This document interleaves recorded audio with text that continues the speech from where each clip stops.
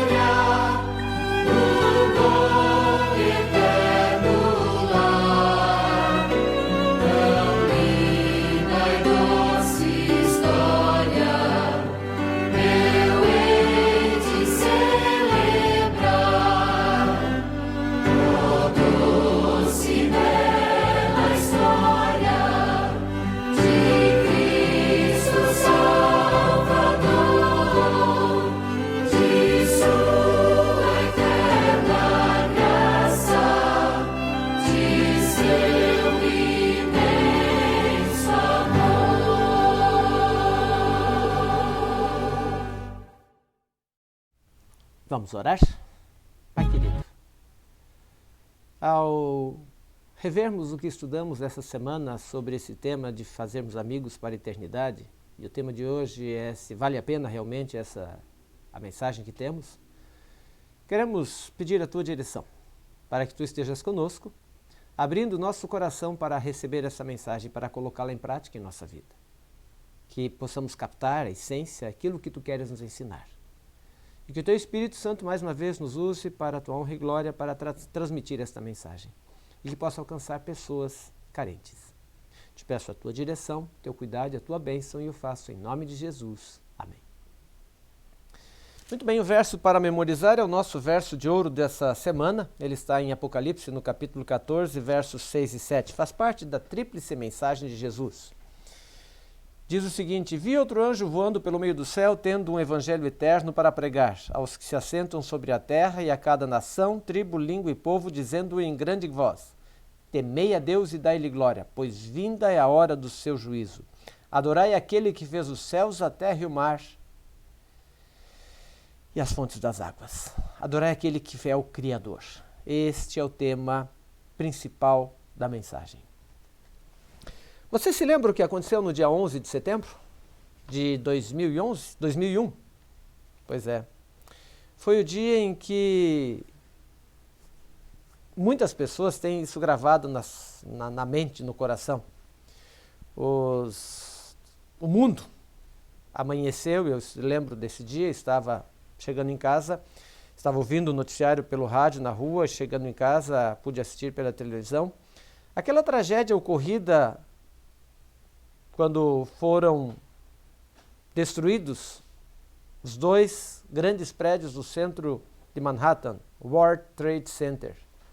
E eles desmoronaram em função de um ato de terrorismo. E ali morreram mais de 3.000 pessoas. Depois desse desastre, porém, surgiram algumas histórias interessantes. Algumas histórias de heroísmo e de milagre.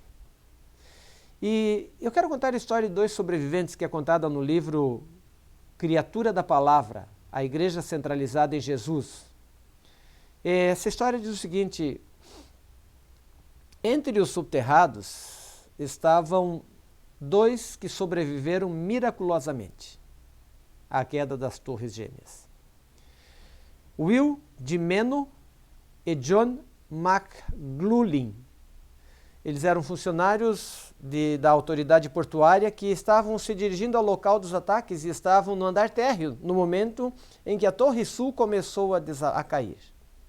E eles então correram para o poço de um dos elevadores e, surpreendentemente, sobreviveram ao colapso de 100 andares caindo sobre eles.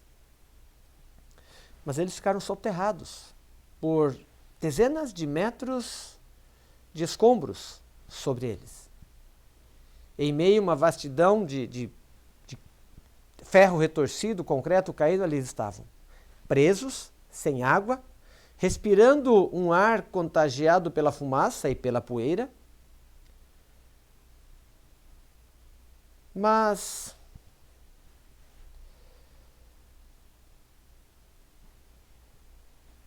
você já ouviu falar em Dave Cames? Ele serviu durante 23 anos no Corpo de Fuzileiros Navais e ele estava assistindo às cenas da tragédia em sua casa, exibidas pela televisão. E então ele, em vez de ficar parado ali assistindo, ele decidiu fazer alguma coisa. Procurou seu chefe e o avisou que ele estaria fora durante algum tempo. Como ele havia sido fuzileiro naval, passou numa barbearia, pediu que fizesse um corte militar no cabelo dele. Depois foi à sua casa, vestiu a sua farda de fuzileiro e isso ele acreditava que seria seguro para permitir que ele tivesse acesso à área onde havia ocorrido o desmoronamento e então ele poderia entrar lá, tinha credenciais para isso. Dirigiu para Manhattan a 160 km por hora, chegando ao fim da tarde. Embora as equipes ainda estivessem sendo afastadas da pilha de destroços por questão de segurança, Dave pôde ficar por ali por causa das credenciais que estavam os seus distintivos no seu uniforme militar. E então, junto com outro fuzileiro que acabara se encontrando os dois nas proximidades, eles passaram a vasculhar a pilha de escombros procurando salvar perdidos. Will e John estavam presos por 9 horas, totalmente impossibilitados de se livrar. No entanto, no meio dos destroços, eles estavam ali próximos onde estava o fuzileiro. Um desconhecido. No início da semana, no início da manhã, ele estava trabalhando em planilhas em Connecticut. Ele os encontrou. Das 20 pessoas retiradas dos restos amontoados do World Trade Center, Will James Gimeno e John McLaughlin eram os de número 19, 18 e 19. Tudo isso porque Dave Cames tirou suas roupas comuns, vestiu um uniforme de resgate e penetrou na escuridão e desespero do Marco Zero e ali encontrou 2 homens e salvou-os. Da mesma maneira, mas num grau infinitamente maior, Deus tirou as suas vestes reais, penetrou na escuridão sombria e depravada deste mundo para nos servir. Estávamos subterrados nas profundezas dos escombros de nossa própria insensatez, sem nenhuma chance de nos livrar dos nossos pecados. Essa história ilustra o resgate divino que Deus, através de Jesus Cristo, proporcionou-nos. Um amor abnegado, um amor sincero. Testemunhar e contar a história de como ele deixou o seu reino de glória, seu reino de majestade no céu, para nos redimir, é o que devemos fazer. Testemunhar é contar como Cristo nos resgatou dos escombros deste mundo de pecados e nos livrou da morte certa, nos dando oportunidade de termos vida eterna. Temos nos concentrado em Jesus como nosso exemplo de amor, ao ele se relacionar com as pessoas, revelando o caráter de Deus e explicando as verdades eternas do seu reino. Seu testemunho não se restringiu ao testemunho de suas palavras. O seu testemunho era de sua vida. Suas ações revelavam a veracidade das suas palavras. Sua vida foi um testemunho do que ele ensinou e que aquilo era a verdade. Quando Jesus ministrou àqueles ao seu redor, com o seu sacrifício, os corações foram tocados. Barreiras de preconceitos foram derrubadas e multidões puderam responder ao chamado do Evangelho de Cristo Jesus. Todo testemunho eficaz flui de um coração cheio de amor por Cristo e sua palavra. Os crentes do Novo Testamento testemunhavam de maneira apaixonada, pois eles amavam a Jesus. A verdade sobre Jesus era a verdade presente que ardia nos seus corações. Em Cristo eles viram o cumprimento das profecias em sua vida e em seus ensinamentos eles testemunharam da glória de Deus, descrevendo a experiência da igreja primitiva. Pedro, quando contou isso, ele disse que eles foram estabelecidos na verdade presente.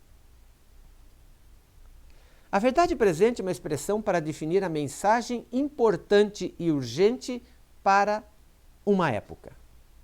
Não havia nada mais importante para os crentes do Novo Testamento do que proclamar o quê? Simples. Cristo, o cumprimento das profecias. Jesus tem sido a realização das esperanças e dos sonhos de todos os crentes, fiéis através dos tempos. Por meio da morte, da ressurreição de Cristo, a salvação ficou disponível para todos os homens. Deus nunca é pego de surpresa. O plano da redenção já estava determinado antes da criação do ser humano. Notem em 2 Pedro, no capítulo 2,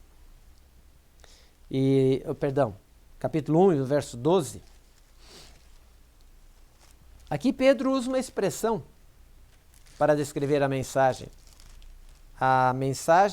para a sua geração. 2 Pedro, capítulo 1 e o verso 12, veja o que diz ali.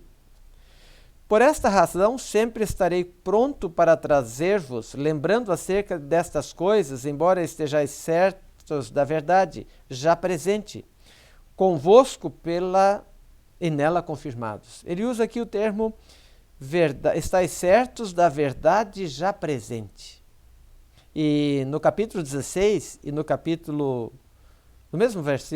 do capítulo 1, no verso 16, ele diz o seguinte: porque não nos demora a conhecer o poder e a vinda de nosso Senhor Jesus Cristo, seguindo fábulas engenhosamente inventadas, mas nós mesmos fomos testemunhas oculares de sua majestade, pois ele recebeu da parte de Deus Pai honra e glória, quando pela glória excelsa lhe foi enviada a seguinte voz: este é o meu Filho amado em quem me comprazo.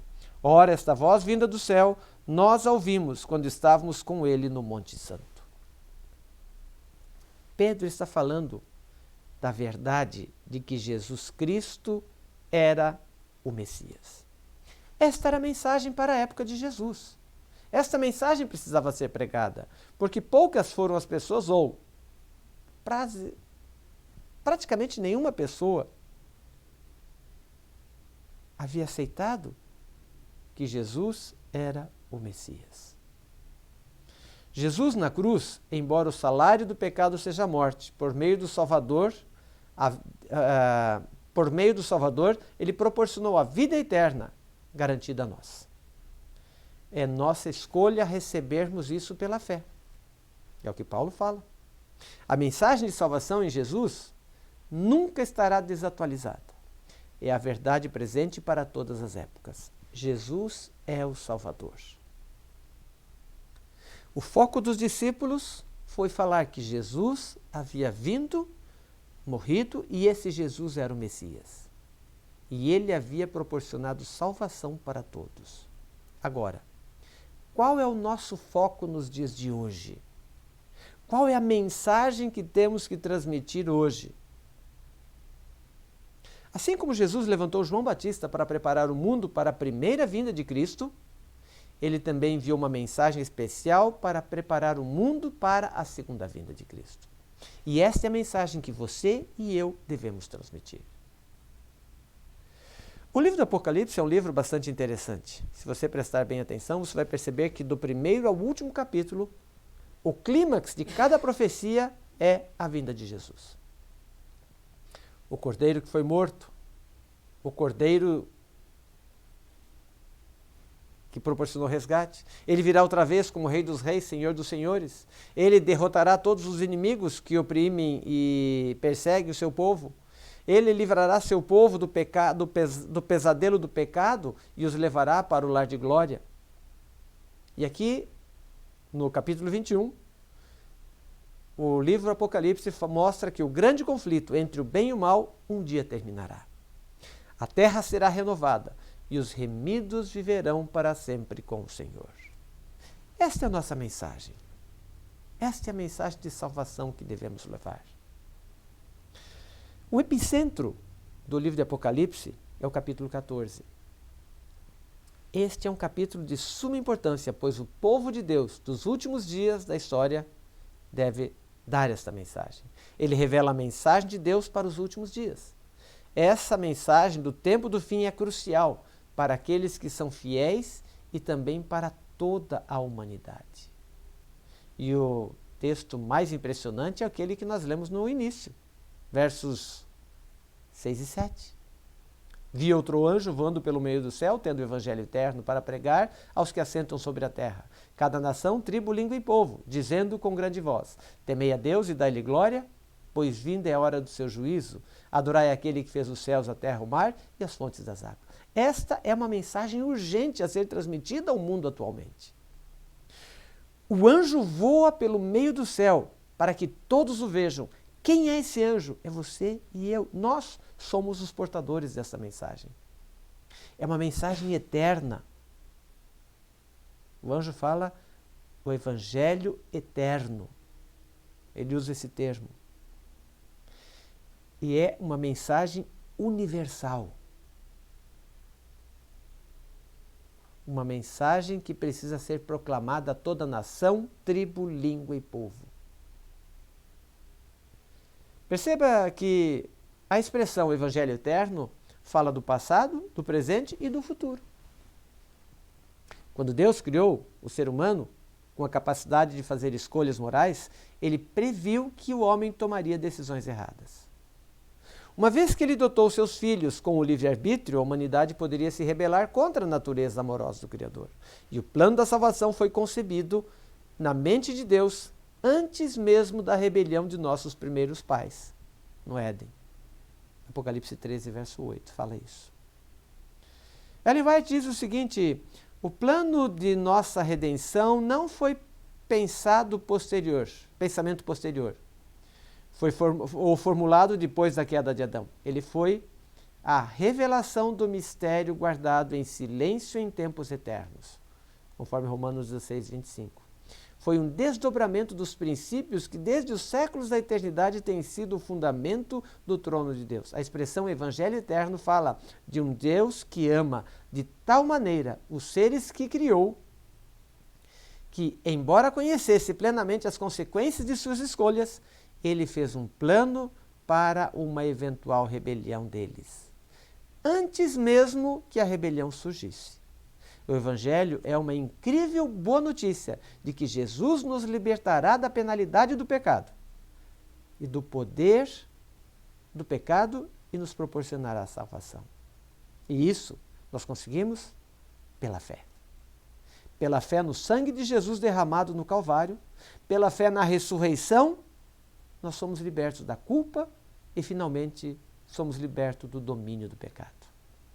Pela fé, alcançaremos vitória. Algumas coisas interessantes desse texto. Temei a Deus e dai-lhe glória. O que significa dar-lhe glória?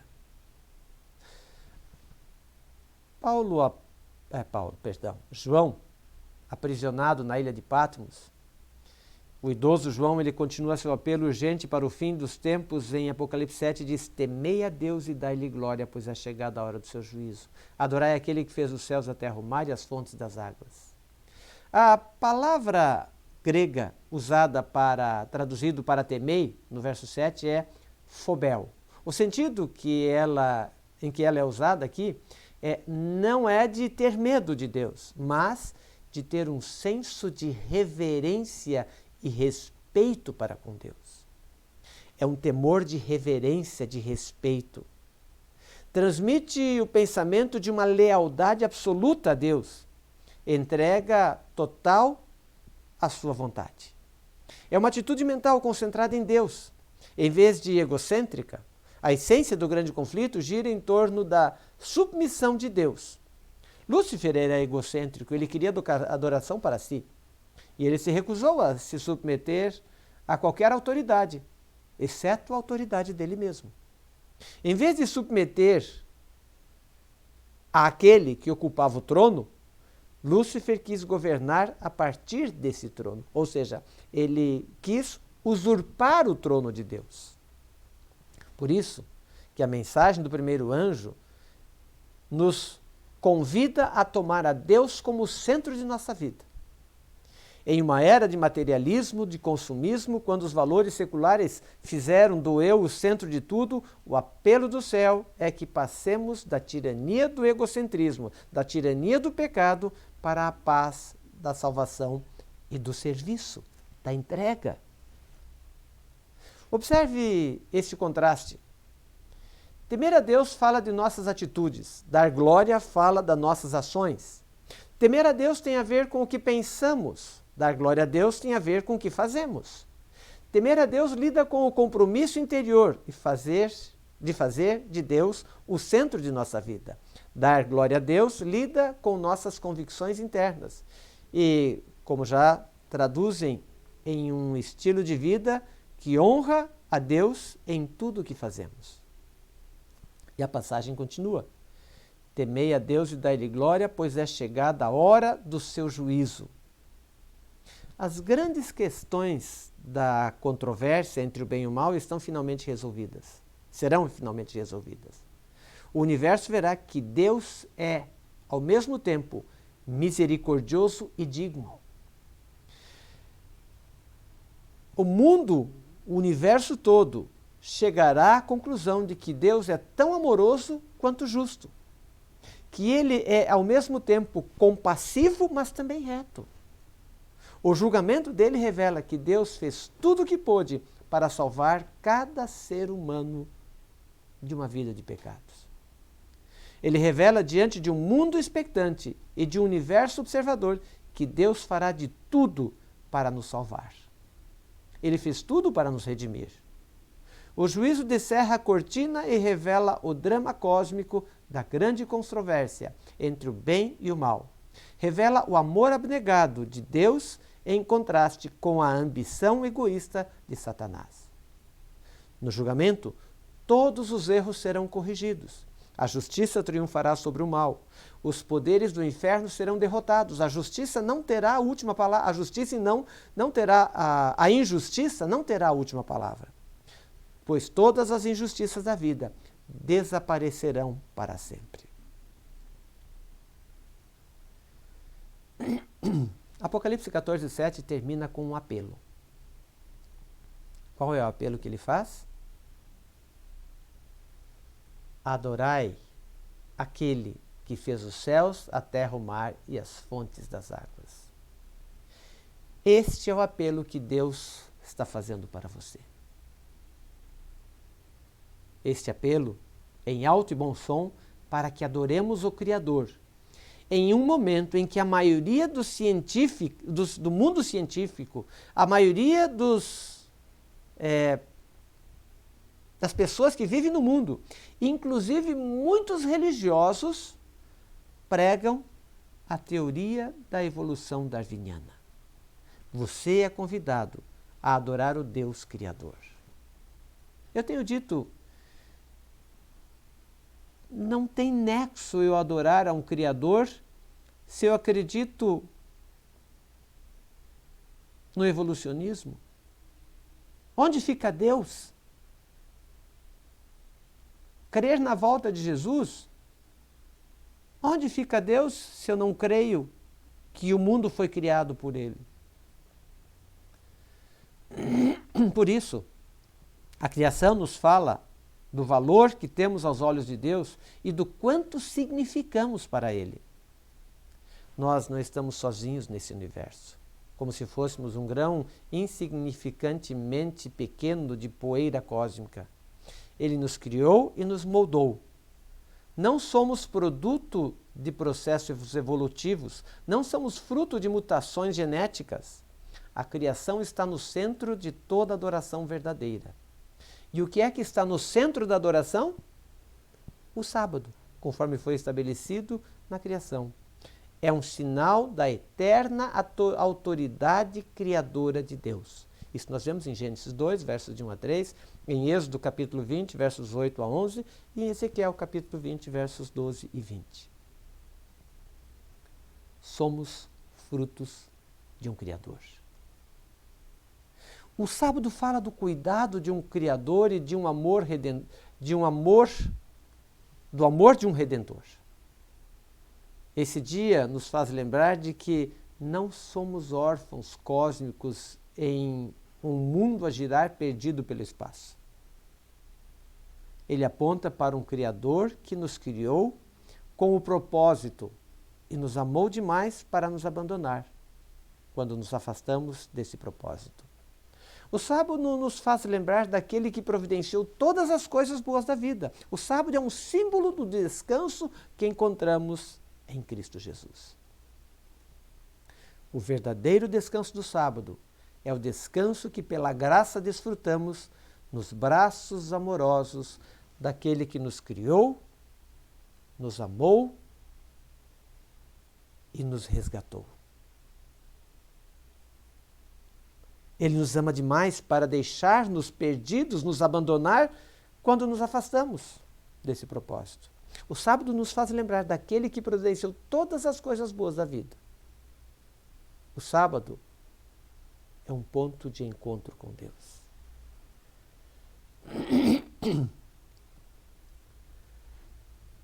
O sábado é o elo eterno entre a perfeição do Éden, no passado, e a glória do novo céu e da nova terra no futuro, como diz lá em Isaías capítulo 66, 22.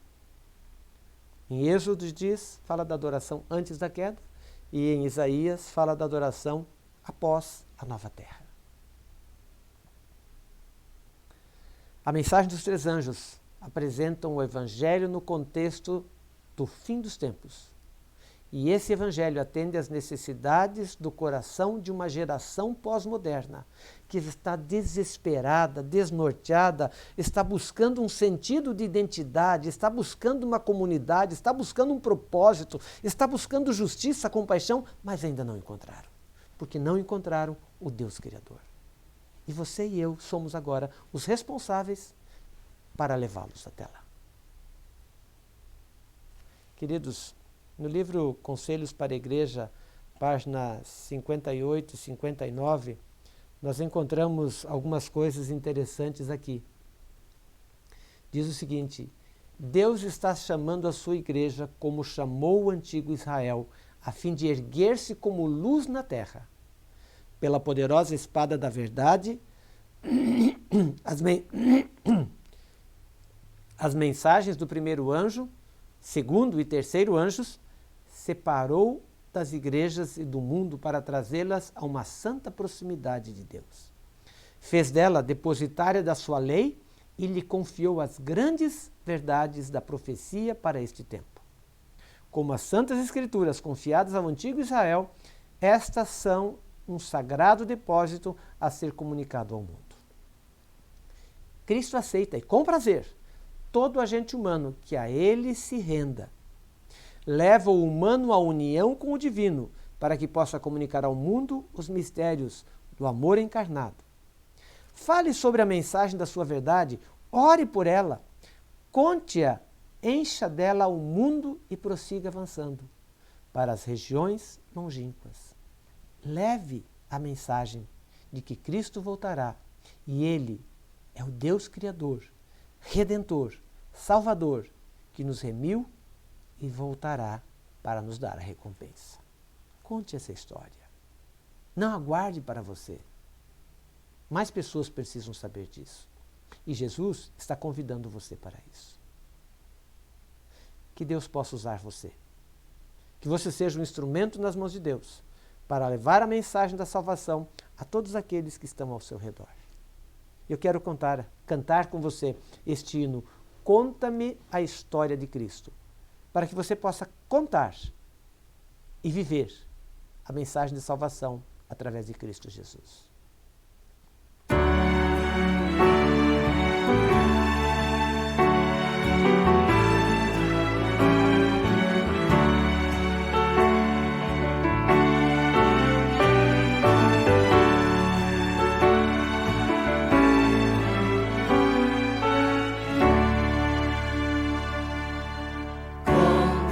História de Cristo, grava em meu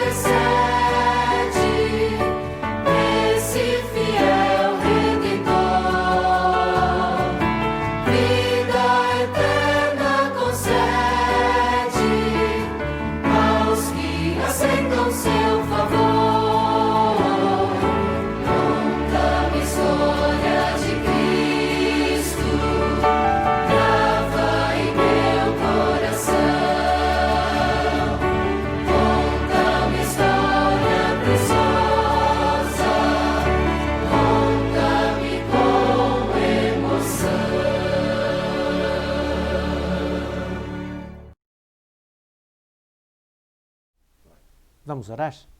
Pai querido, somos gratos porque Tu nos confiaste para esta época uma mensagem que leva a salvação ao mundo. Como portadores dessa mensagem, que queremos nos entregar a Ti, para que a nossa vida seja transformada e que o nosso caráter aperfeiçoado e assim possamos levar e compartilhar com o mundo a mensagem de que Tu estás voltando e devemos adorar-Te em espírito e em verdade.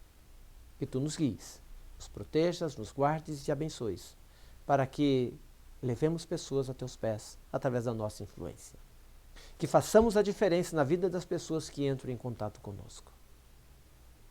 Concede-nos um sábado gostoso e tranquilo em Tua presença e usa-nos para testemunhar a Teu respeito e a respeito do Teu amor e da Tua graça. Entregamos-nos em Tuas mãos e o fazemos em nome de Jesus. Amém. Obrigado porque você participou conosco desse estudo. Que você possa compartilhar isso com seus amigos.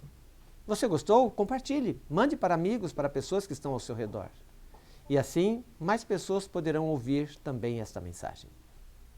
Se você está nos assistindo pelo YouTube e não é inscrito ainda em nosso canal, inscreva-se e participe conosco, dando assim mais visibilidade para que mais pessoas possam ouvir falar desse grande amor de Deus.